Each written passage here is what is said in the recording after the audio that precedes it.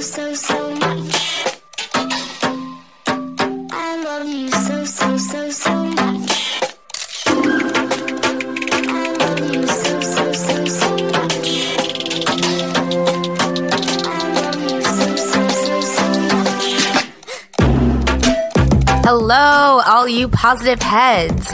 Welcome to a very special episode dedicated to none other than you, the P-Heads themselves. I am your P-Head enthusiast and hostess for the day, Alexa Hauser. I have been blessed to have the experience of helping out with Positive Head social media for the better part of a year. And through my digital interactions, I began to realize, as did Brandon, that we have some incredible beings listening to this show who are taking the information that Brandon puts out through the podcast and using it to transform their lives and create wonderful things. You listeners are all a huge, huge part of the life force that propels this show forward through time and space, and we think it's time to bring forth some of you beautiful reflections and delve a little deeper into this collection of energy that is the Positive Head community. So as we shine the spotlight on our listeners, what we'll have them do is share their stories of how they attracted Positive Head into their life, the transformation it's facilitated for them, and what they're focused on creating now that they're in a more positive headspace. Also, this episode of the Positive Head podcast is being brought to you thanks to the support of Gaia. If you're not familiar, Gaia is the go-to source for streaming consciousness content online. And you can sign up for your first month for only 99 cents at gaia.com/positivehead. That's spelled GAIA.com/positivehead. Check it out.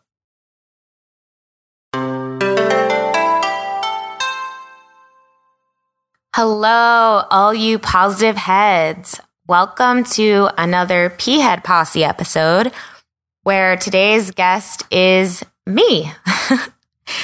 I am Alexa Hauser, and I am the host of the P-Head Posse segment every Friday, where typically we talk to one or two of you listeners and hear your stories and how you came to find the podcast and all the things that you're working on. But today, I was trying to record an interview with another listener, and the audio kept cutting out in a way that's never happened before. No matter what I did, it just kept cutting out. And so at some point, I got this message in my head that said, no, tomorrow's supposed to be your story. You're supposed to do an episode.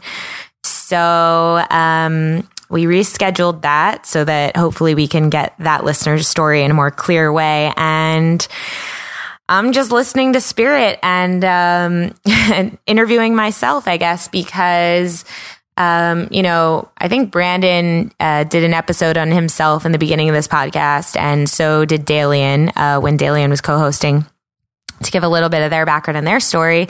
And although I've shared some of my story in all different episodes, I guess I'm supposed to share it from the beginning. So this is my story for anyone who's interested. I grew up in Philadelphia with my parents.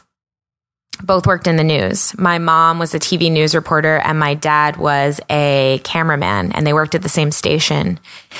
And the news was like a big part of my life growing up. I remember it being very prevalent in my daily life, because my parents were always talking about it, always had it on because they were watching other people's stories and, checking on work.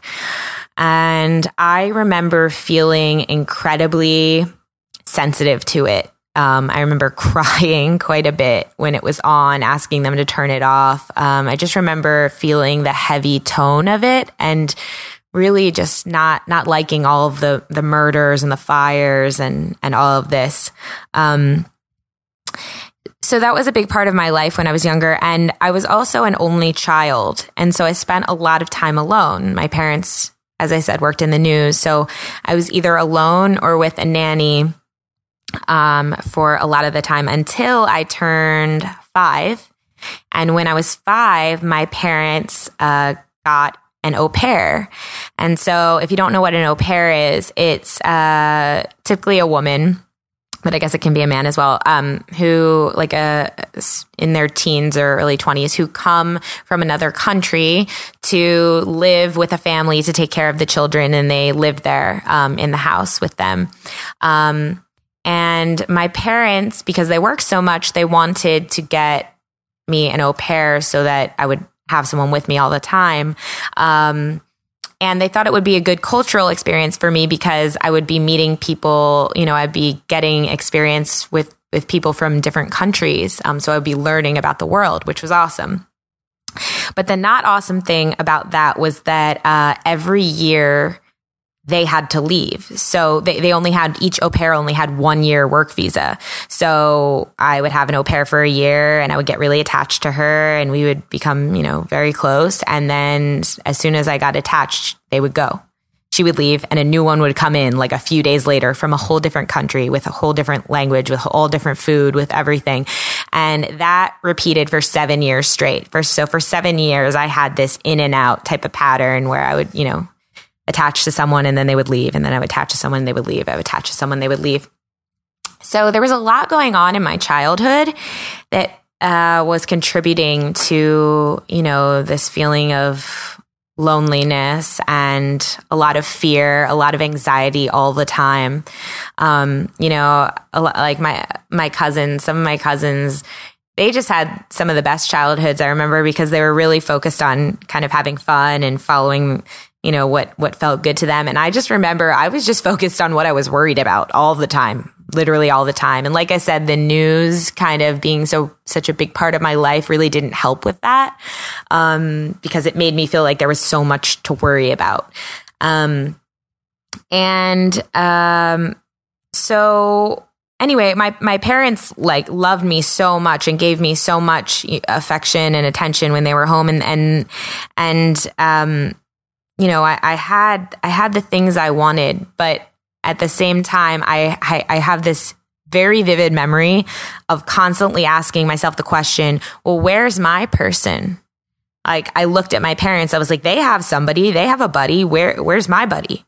Because I'm just here alone. Like something's wrong. Like somebody forgot to get me a buddy. Like that's literally what I remember feeling. So, that kind of set me up for a lot of questioning in my life. And I remember kind of being into some of this. I remember being into like palm reading stuff and astrology stuff when I was younger, but I was always kind of talked out of that by society and by other people just saying like, oh, that's just silly. That's like a silly thing. So later in life, I went to school. I always had this fascination with Hollywood, living in LA. And so I decided, I think when I was like 13, that when I was 18, I was going to move to LA no matter what. And when I was 18, I got into USC, University of Southern California, and I took off to LA. And I was so happy that, I had made that happen. And I eventually ended up working in Hollywood after I graduated college there. I stayed another 2 years and I worked at this entertainment website called Hollywire, which was just starting up then and it still exists now. And, I was living the dream. I was like on the red carpet. I was like rubbing elbows with celebrities. I mean, it was when I first started that job, I couldn't believe that it had happened to me. I couldn't believe that it had become my reality. Just, mansions every night, red carpets every night, just constantly getting all access to festivals but so it was great on one hand, but on the other hand, it really exacerbated all of my insecurities that I hadn't learned to deal with at all at that point. And I was very insecure and I was very in my ego at that point. It was like I wanted to be a part of that scene, but I also felt so insecure and so because I also had a lot of social anxiety growing up. So it was kind of this bittersweet time for me because I was getting all the things that I wanted on one hand, but on the other hand, I was feeling more insecure than ever. And I remember at the time, I like blamed it on everybody else. I was like, because I eventually ended up leaving and quitting that job. One day I just couldn't take it anymore, and something took over my body and walked my body to the to my boss's office. And I don't even remember consciously doing this. I just told her I was done and I needed to go because I couldn't take being there anymore. And shortly thereafter, I moved back to Philly, and that was an important time for me because I was really starting to question a lot of things and try to figure out what made me happy. And I ended up, about a year later, after I had moved home, I had gotten really into electronic music, and when I was in LA. I don't know if you guys know about like Electric Daisy Carnival, but like I went to that festival back when it was only in one location, which was the LA Coliseum, which was where I went to college. So it was like literally on my college campus, basically. And I went to that festival and became obsessed with electronic music. This was like in 2010. So it was just starting. Like Avicii wasn't even a thing then, like if you know who that is.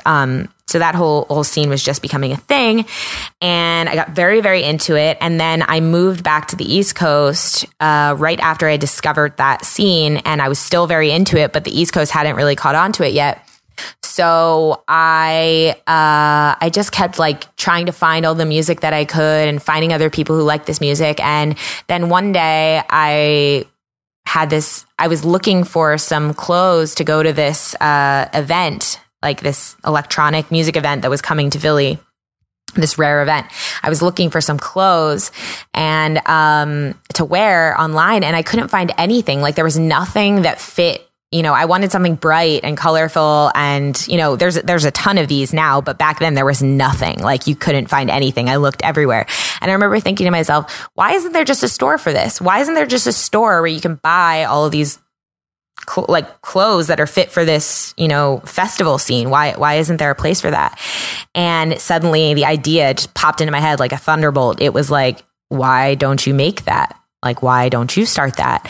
And looking back now from like a law of attraction perspective, and just, you know, if you guys are students of Abraham and you know about all those teachings, it's like, it makes perfect sense of how this whole thing came to me, and it just unfolded step by step by step by step. But essentially what happened was I started a clothing company right then and there. I made the online storefront and had a guy that was printing them on demand, printing these shirts on demand. And I could create any product that I want and put any words on it I want or picture on it and I want. And, you know, if someone bought it, then they would fulfill it. And that company started and it blew up. Like, so for the next year, I was printing shirts. I had bought like a direct to garment printer. I was just consumed with like the shirt printing world. And the company blew up so much that like by the next year, I was so overwhelmed, freaking out. And anyway, that's when my best friend stepped in, and she offered to help me with it because she was very business minded. And that ended up turning into us totally turning the company into like a lifestyle brand, an events company. And over the next 4 years, we manifested some huge things together through that company. We had a reality show being developed around us. We had this thing happen with Taylor Swift, which is pretty funny. If you want to check it out, you can Google Bad Kids Taylor Swift. Bad Kids was the name of the company, actually, which is pretty funny to think about now. I must have been, you know, working out of my bad kid, inner bad kid or something at the time. But anyway, we manifested this event happening with Taylor Swift where her fans essentially made us go, like, got us an international news story. Like, our company was on every single outlet: Perez Hilton, E! Online, MTV News, CNBC. Everyone was talking about this, and we made like $15,000 in under a week at this one point because of this thing that happened. And just for example, like, the Chainsmokers played one of our events right before they blew up. Like, just a lot of like crazy things were happening to us, and we were really in the right place at the right time then. And anyway, it was like kind of the most exciting time of my life. But after, 4 years of that or so, I was really run down because we were running ourselves into the ground. We weren't sleeping. All of our relationships were suffering because it was a startup, and we were trying to put everything we could into it. And it was also kind of dependent on partying as well. So that was very exhausting to be doing that, in your early to mid 20s, when, again, I didn't really have a hold on myself or hadn't really done that much work on myself personally at that point.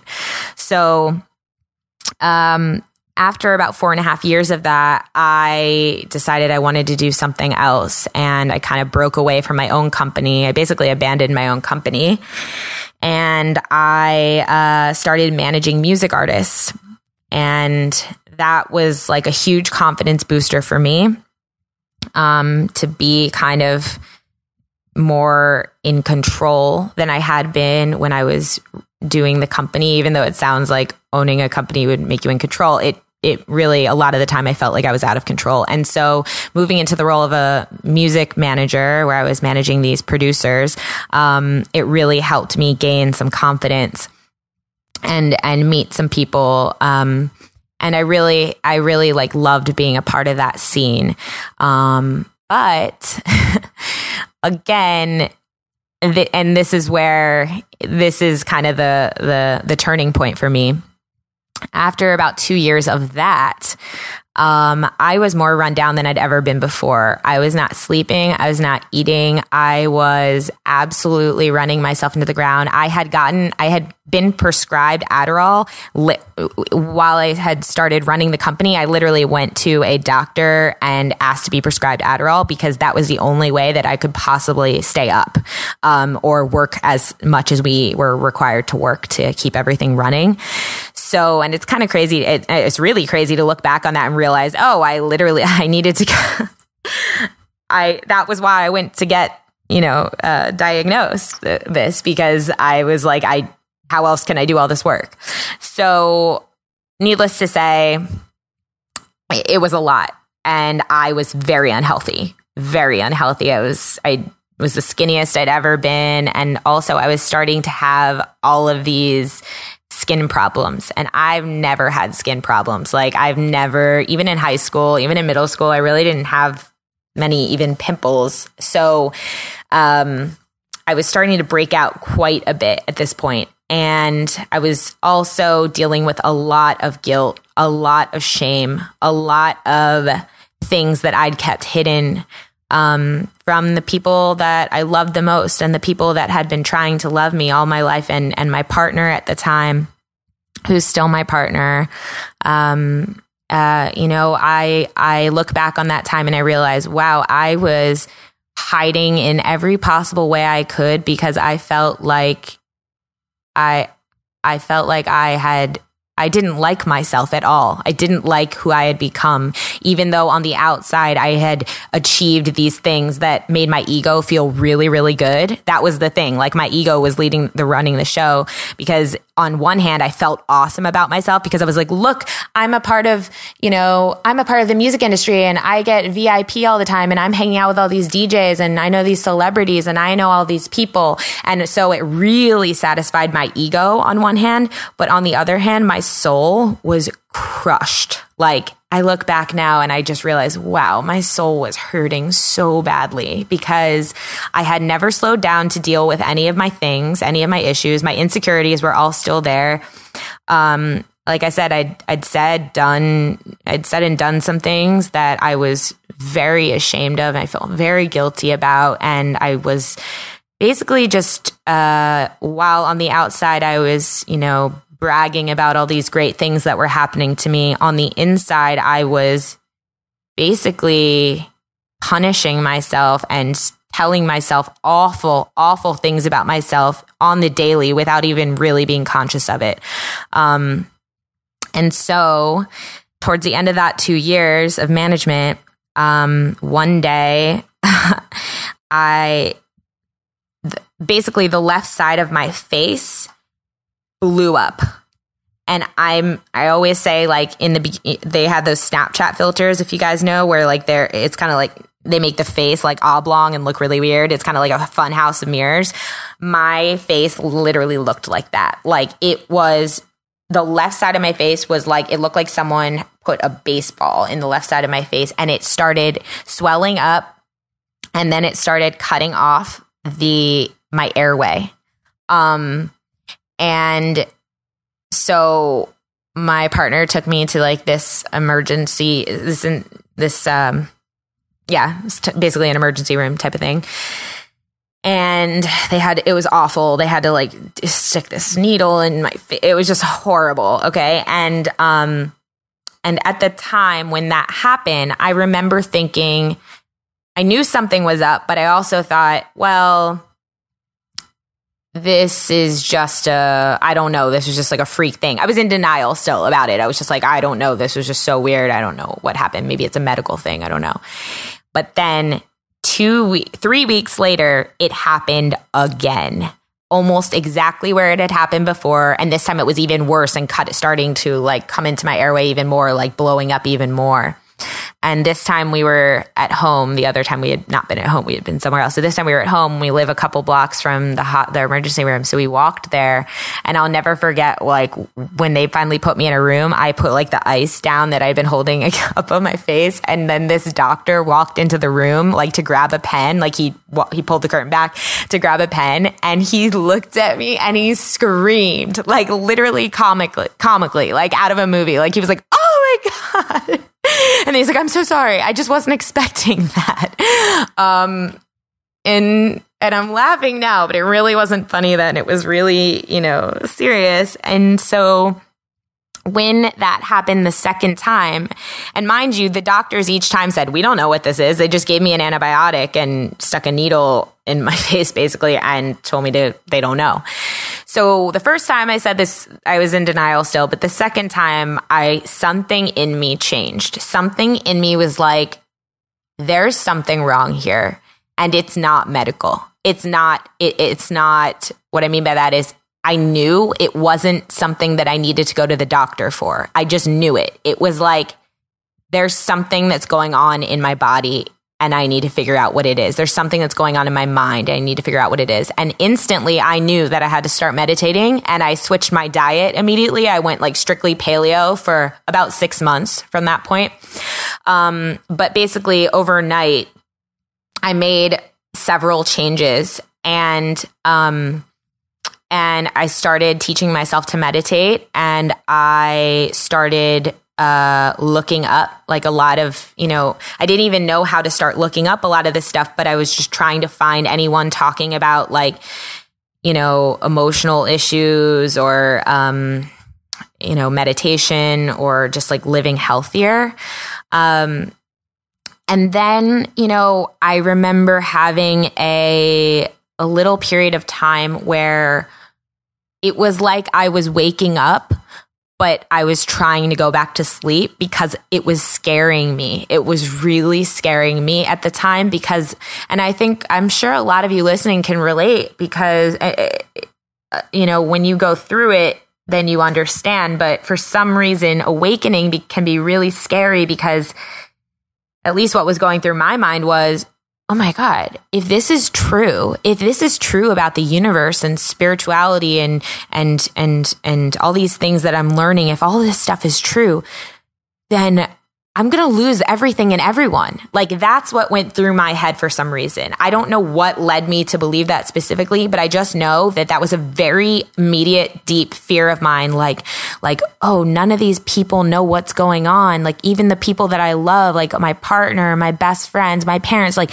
they don't know any of this stuff. And now I know about this, and now I'm different from them. And now I'm going to lose them. And it was, it was this really, really scary time. And so that, my friends, is when I found this beautiful podcast, because in one of those moments of, oh my God, I'm going to lose everything, and feeling so negative and feeling so scared, I remember I woke up one morning after not being able to sleep for like the third night in a row, and I said, I have to find positivity. I need someone to say something positive to me. I need some positivity in my life. And so I typed in, just like almost every other listener we've had on this podcast who I've interviewed and said, how did you find this? Almost every person has said, I typed in positivity or positive on Apple Podcasts, and this is what came up.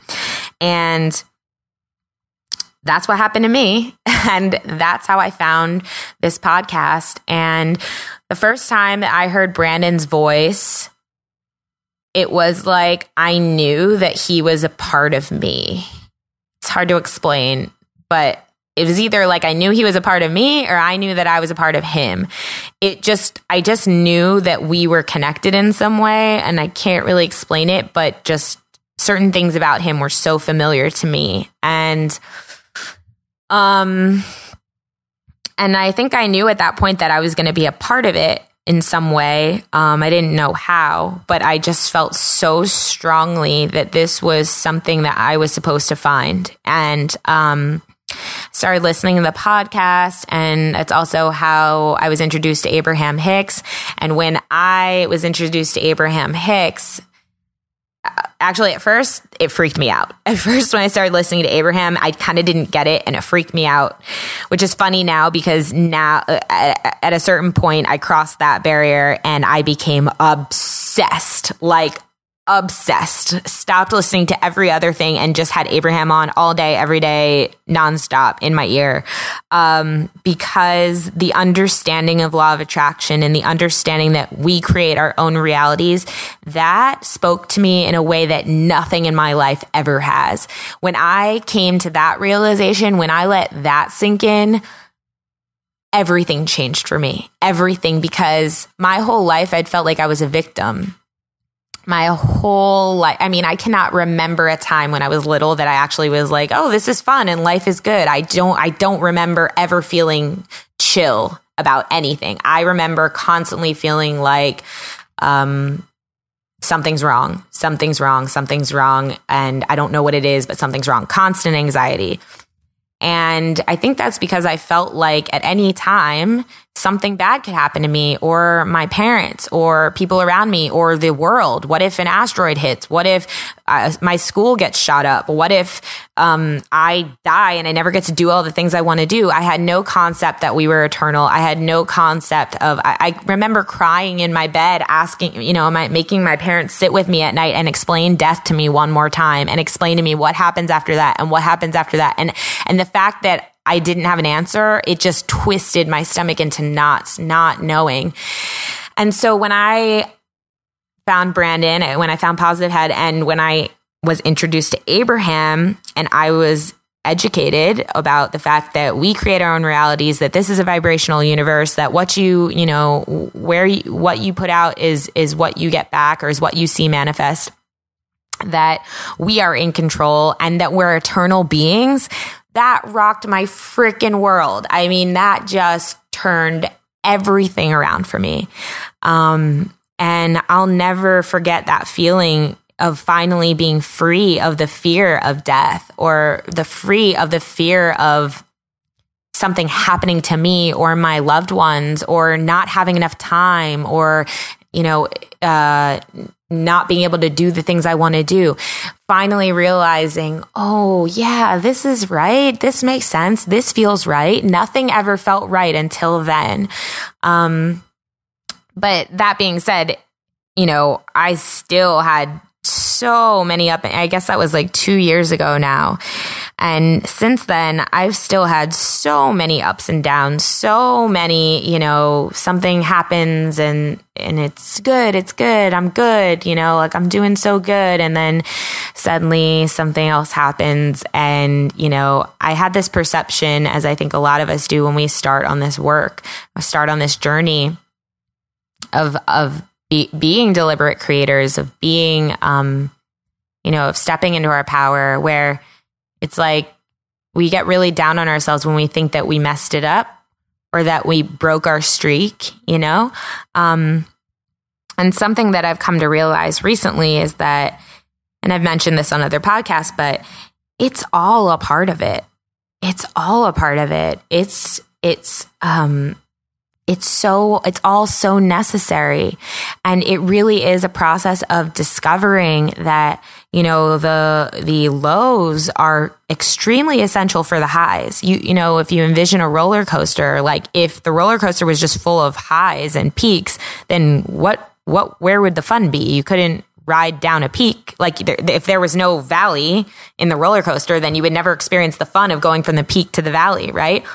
So I've had quite a few significant understandings that since then, and it continues to be a journey and it continues to be a constant understanding. But I would say one thing that right now in my life, as opposed to when I first started awakening, right now I feel better than I've ever felt. I feel more powerful, more in control, more creative, more like me than I've ever felt. And I'd say a lot of that is due to, there was, I think it was 3 months ago now or so. I've been doing a lot of growing ever since the awakening, but it's about 3 months ago that I had kind of blocked myself from something that I'd wanted again, as we do when we're kind of learning to navigate this reality in this way. And I had just blocked myself again from something that I think I was afraid of something. I didn't go after something, or I dropped the ball on something. Or that's how I perceived it. And I had this moment where I said, okay, that's it. The next thing that happens, the next opportunity I have, I am taking it, and that is it. Like, that's it. And I remember just making that decision. That is it. And the next morning I heard on the podcast, Brandon had Sonia Sophia on, who is the founder of World Tapping Circle. And she's been on the podcast quite a bit doing taps. And I've done tapping quite a bit over the past couple of years. But I was never like that. I just did it every once in a while when I was, in a pickle. And so I heard her on the episode, and she was talking about this idea that she had for a reality show in which you would actually watch people's lives come back together instead of falling apart, as we see on most reality shows today. And she said, and I'm committed to doing it. And yeah, this is what I want to bring to the world.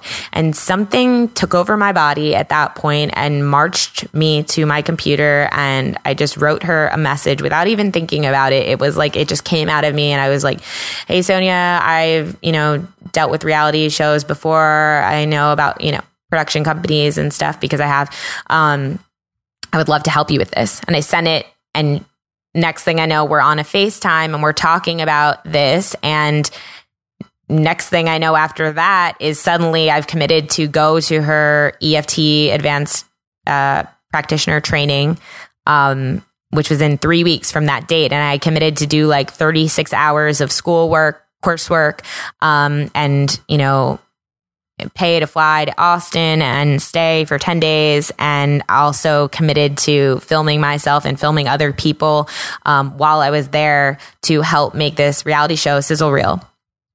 And it's kind of like that almost was, to me, the point when everything started happening and shifting for me in a much bigger way, because I just remember being finally fed up with the opening up and closing down, and the opening up and closing down, at least in the way that I was doing it, because I wasn't even letting myself get any momentum on anything. It was like I was so stuck in this feedback loop that I finally got so fed up with being in this loop that I just put my foot down and told myself, you are moving forward, and that is it.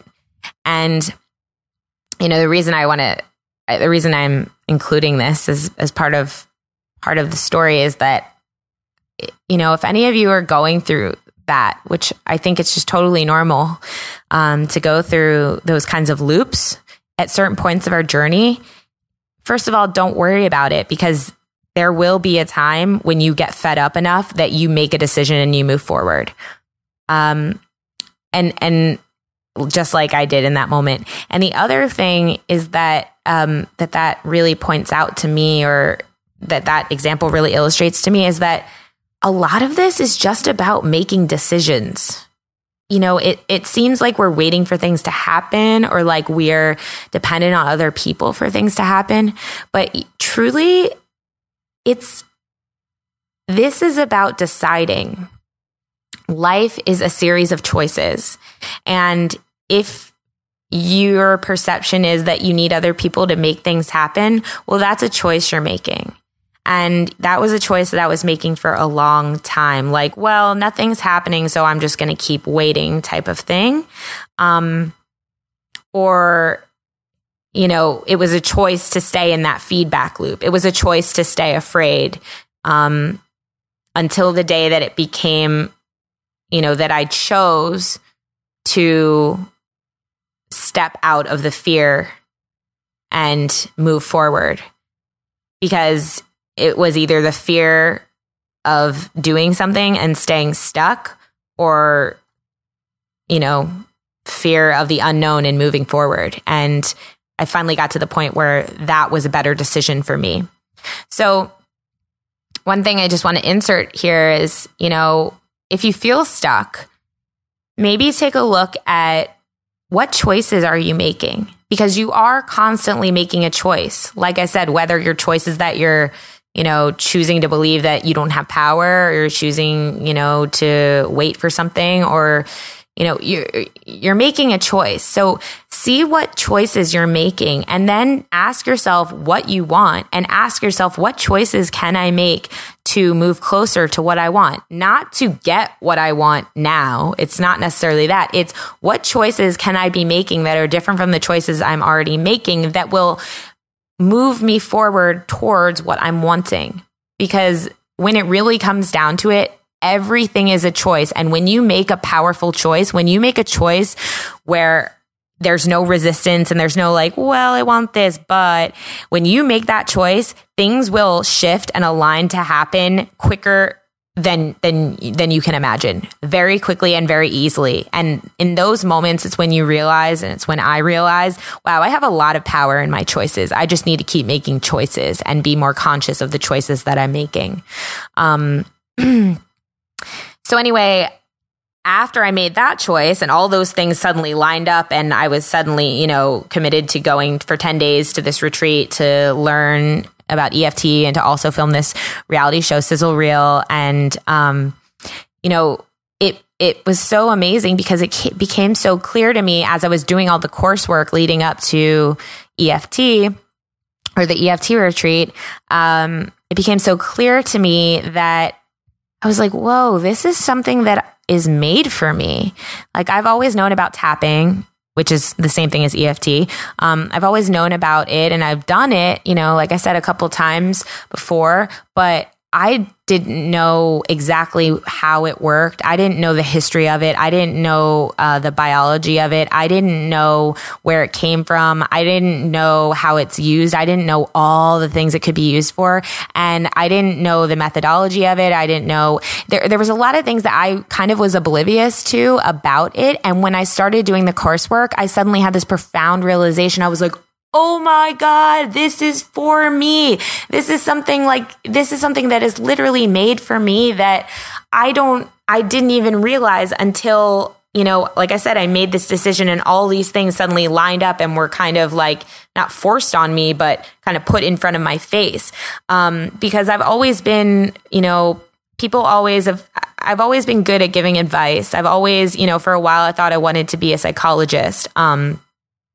And I was a double major in communication and psychology in college, but then I dropped the psychology major because I wanted to graduate in a certain time. And I just decided I don't want to sit in an office and listen to people's problems when I feel like I can't even really, I would give good advice, but it always felt like no one really took it, or they'd take it, but then there was a new problem. And I just remember feeling so weighed down by people's problems because I wanted to help them so badly, but I didn't feel like I could ever really effectively get them out of the problem. It just felt like I was adding to it, which now I understand because of law of attraction. That's exactly what I was doing. So when I discovered that, when I really like started to understand EFT and how it all worked, I was like, whoa, this is amazing. Like, this was just dropped on my lap, because I made that decision. And now, I have a tool not only for myself, but for other people. Like, this is how we can actually heal ourselves. This is a very real way. And there was a whole weight lifted off of me at that point when I realized that now I had a tool to deal with my emotions, because for so much of my life, I never wanted to deal with my emotions. I never, so many things would come up in my mind and I just keep pushing them down, because from my perspective, it was like, if I think about that now, then I'm not going to be able to get out of bed for the next 2 weeks. So I can't think about that right now. I just got to keep moving. And all that was doing was just causing this like tornado of chaos while I was moving forward, it was just following me everywhere. And so what a relief to realize there's a tool. There's a very simple tool that doesn't cost millions of dollars or hundreds of dollars or anything, that literally is using our own hands to tap on our body parts and to bring love and acknowledgement to these parts of us that we've kept hidden and suppressed for so long. These parts of us that are still in pain, these parts of us that we've hidden away, when we were little, parts of us that have been traumatized, that never got processed, never got acknowledged, never got healed. And so when I went on the retreat, it was the most amazing 10 days of my life. I met the most amazing people. I've bonded with, everyone there was just so magical and present and honest and authentic, and it was so inspiring. And I made some significant movement in myself that week. And I also realized I love being an EFT practitioner. I love it because I can finally listen to someone's story, can finally, listen to them and help them. And that's all I ever really wanted to do. So in addition to filming the sizzle reel, which is something that's still happening and I'm still working on, which is all about EFT and how we can heal ourselves and heal our lives and bring our lives back into alignment, in a fairly simple way. I just discovered my passion for this healing modality, and, just want to take a moment to thank Sonia so much right now, Sonia Sophia so much, and her whole team, because she runs the most amazing retreat. I mean, I haven't been on many others, but this was just the most special place to be, and worth every single penny. And if any of you are ever considering, studying EFT or training to become a practitioner, or just need some healing for yourself, I would highly, highly, highly recommend, checking out Sonia and checking out World Tapping Circle and checking out her retreats, because it will change you for the better. It was like this jumping off point for me. And ever since then, it's like every single thing has been falling into place, because I finally have done the work on myself to relax and to know my power and to know what I want to do here, and to know what I'm capable of doing. It was really a big part of it was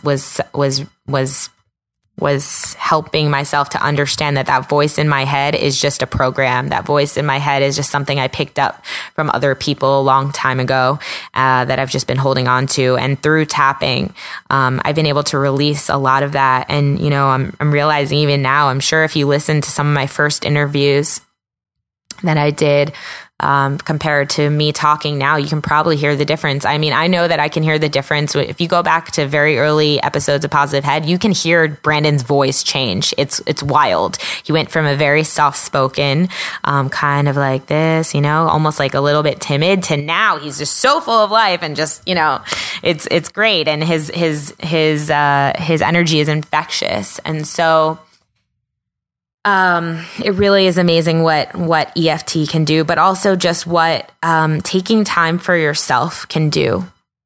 Because that's another lesson, that I learned, especially through that experience, is the best thing that we can do for ourselves and anyone around us as well. Even if we have this perspective that, oh no, I can't look out for myself, or I can't take time for myself because that person needs me, or that person's going to have their feelings hurt, or that person can't be alone, or whatever it is. It's like the best thing that you can do for yourself and everyone else is take time for yourself and give yourself what you're asking for. Listen to yourself. Ask yourself what you need. Ask and actually wait for the answer. Ask and actually listen for an answer, because there is an answer. Yourself is trying to talk to you all the time.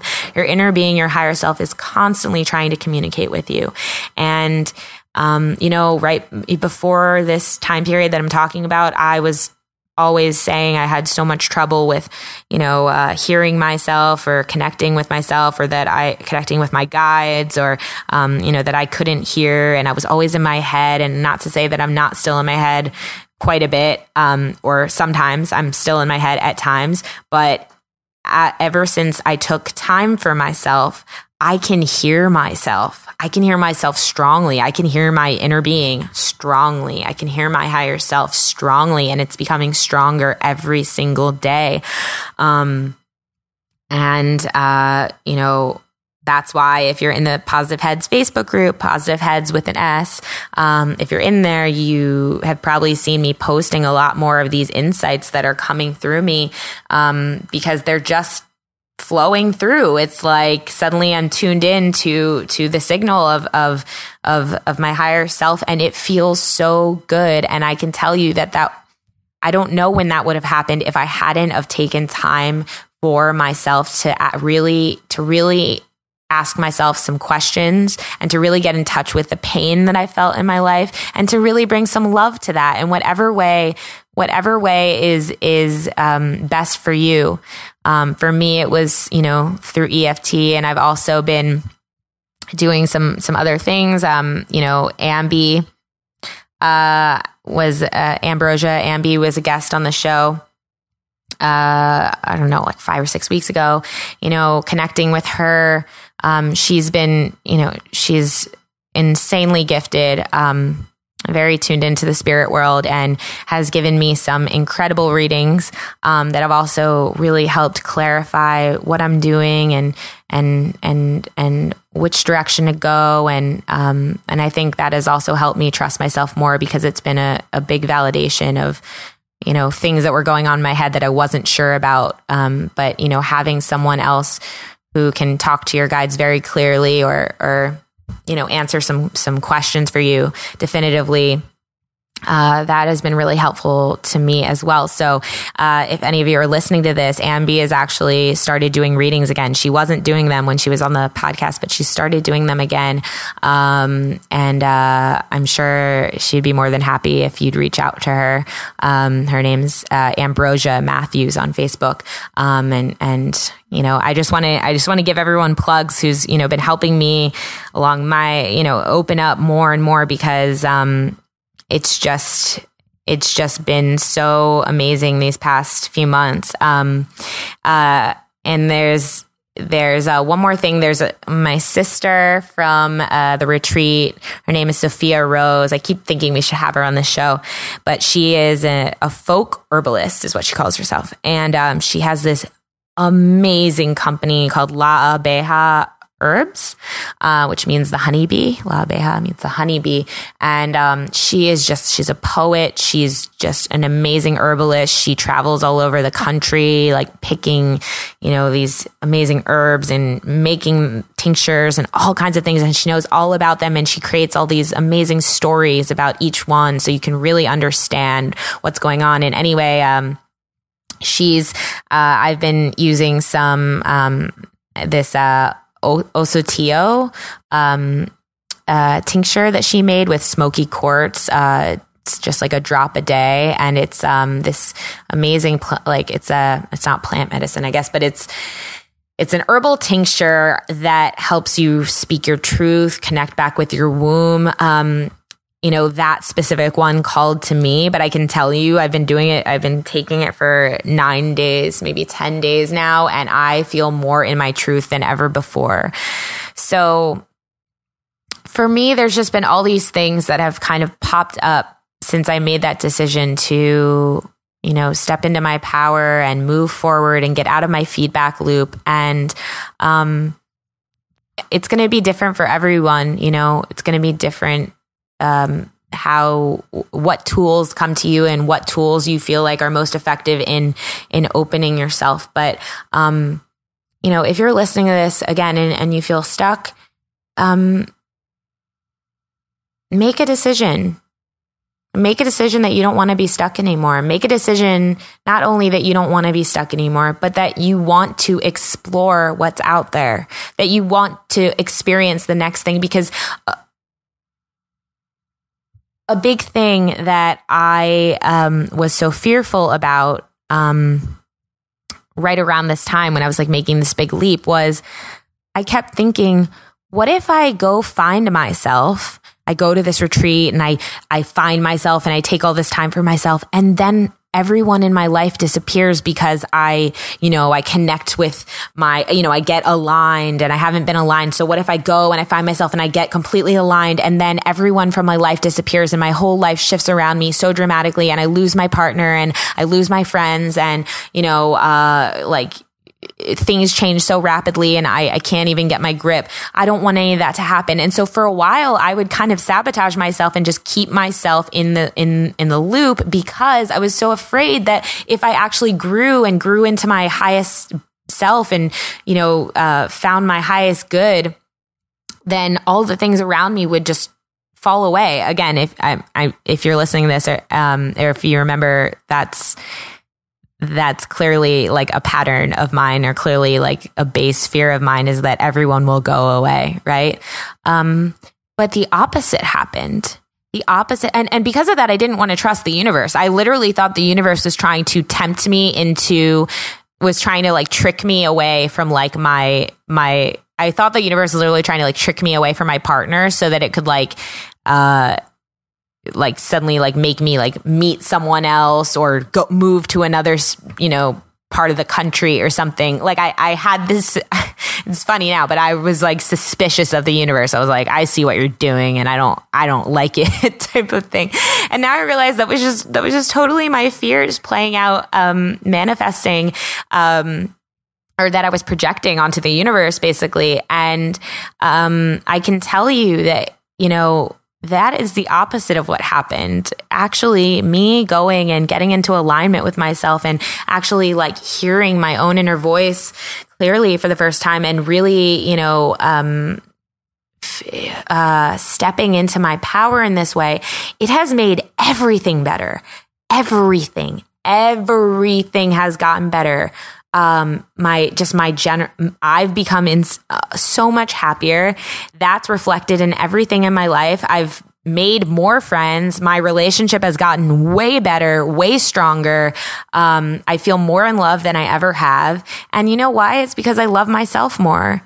And it's like, that is the key. That is truly the key, is to love ourselves more, is to love ourselves as much as we can, because when we are in love with ourselves, we are seeing through the eyes of Source. We are seeing our world through the eyes of love.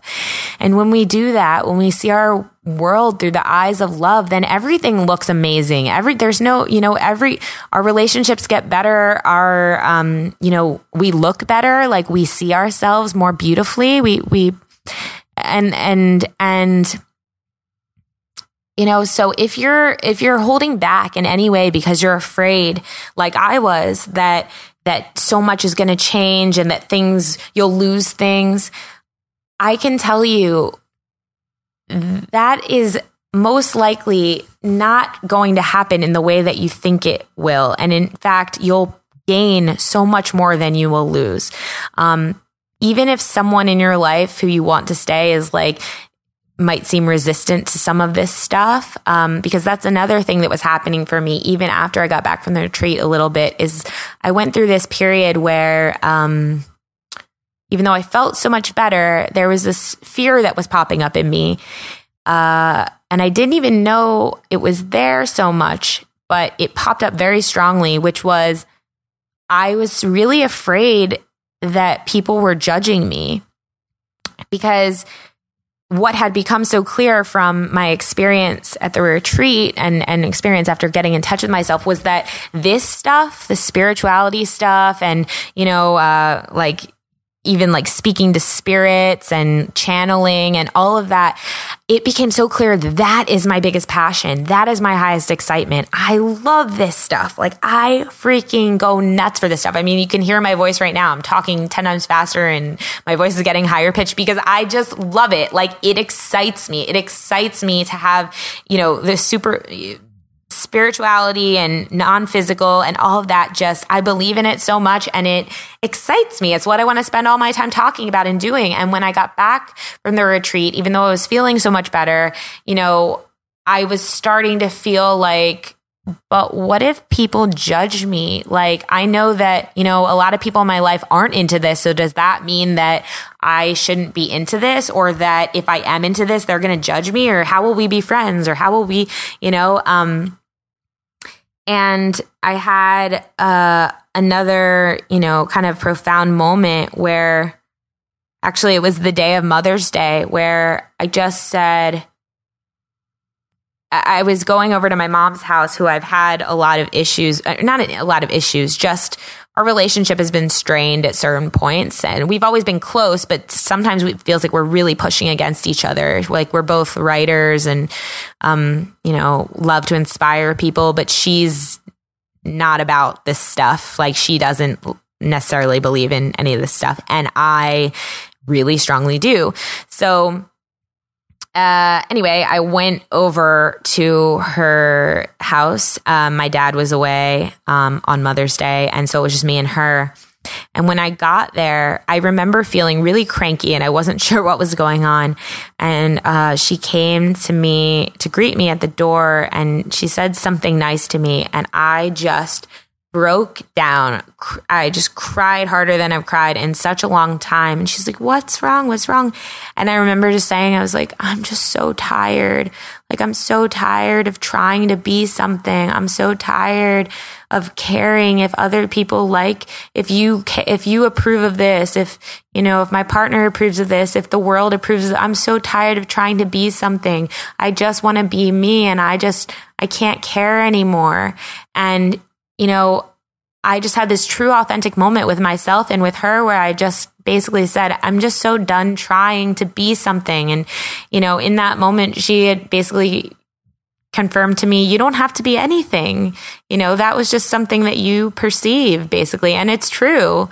And in that moment, things opened up for me even more, because I suddenly realized this is something I've just been telling myself, that other people have to approve of what I'm doing, that other people have to approve of how I live or what I believe. And guess what?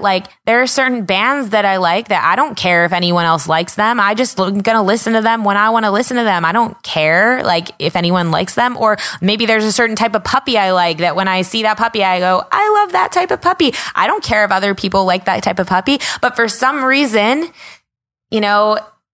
when it comes to this stuff, it feels more personal. It feels more like it affects everybody. It feels more like I need them to approve, or that is what it felt like for a really long time. And so in that moment on Mother's Day, when I just it was a moment of surrender. It was a moment of, I can't fight this anymore. I just need to be who I am. I felt my heart open, and I felt love that I haven't been able to feel for a very long time. And I had this realization that everyone in my life is always trying to love me, and it's only me that's ever kept it out. It's only me that's ever made an excuse for separation. It's only me that has created the story that has kept us apart and kept that love out. And the second that I had that surrendering moment, everything changed again. And I know it'll continue to change again and again and again. And I'll continue to have many more of these surrendering moments. I am by no means done. I don't think we're ever done. That's the point of life, is that you're never done. But, that was truly powerful. And I think in that moment, I understood the meaning of surrender. It means stop trying to be anything. Stop trying to figure anything out. Stop trying to impress anyone. Stop trying to be something for other people, because it really doesn't matter.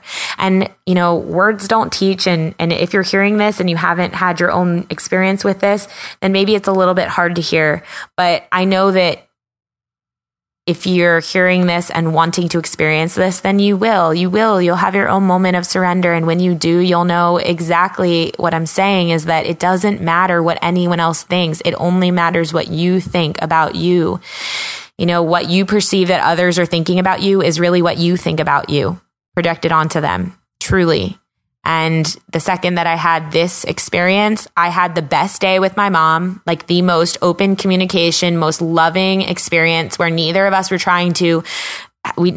any agenda. We were just truly loving each other. I reached a new level of intimacy with my partner. And now I talk about this stuff all the time, just openly, because I realize it doesn't matter if other people don't like it. I like it. I don't care if they don't believe in it. I'm going to believe in it, and I'm going to live my life this way, and I'm going to step into this world authentically and powerfully and proudly, because that's how any change has ever been made. That's how just people living their truths. And that's what I'm learning, is that this means is that and that's something that came through me the other night, from, I don't know who, from maybe my higher self, from something greater than me. But it was this sentence, a statement that said, the degree to which you are being something you are not is the degree to which you suffer. And that is just so true. It's so true. It's however much you're being something that you aren't at your core, however much you're trying to be something that you're not, that's how much you're suffering. Because suffering is efforting. Suffering is pushing. Suffering is, suffering is the opposite of being, because being is just being. Being is living. Being is truth. Being is who you are. And so the more that each of us can just put all the pretenses down, put all the fears down, leave all the worries aside, and really ask ourselves, who am I? What do I like? Forget what everybody else likes, or what they've told me I should like, or what society says I should like. What do I like, and who do I want to be, and how can I fully express that? That's when we're going to be at our happiest. That's when we're going to be our most powerful. That's when we're going to see all the things we want in our lives manifest. That's when we're going to see it happen. And I guess it's the best note to end this on. Be you. Anything else is suffering. Just be you, and trust that being you is going to make you a light that no one else can ignore. And that being you is going to feel so good that that's when you're going to attract all the things you want to you. Because the main goal here is just to feel good. And you can't feel good when you're being something that you're not, right? So just trust in yourself, trust in the universe, and trust that when you step into who you truly are, you're going to feel better than you ever have. I feel better than I ever have right now. I feel better than I ever have making this podcast episode that I didn't even know I was making today until Spirit said you're doing it. So, thank you all for listening. Thank you all for being you. I told Brandon the other day, I I can't thank him enough for the opportunity to do this segment. And I've said this a couple of times on the segments, but it really has brought some amazing people into my life. It really has given me confidence in areas that I wanted to grow. And I just think all of you are so amazing and so powerful and so magical. And I think we've only scratched the surface in what we can do together as a group, as a collective, but specifically as a group. So I love you all so much. Until the next episode. Bye-bye.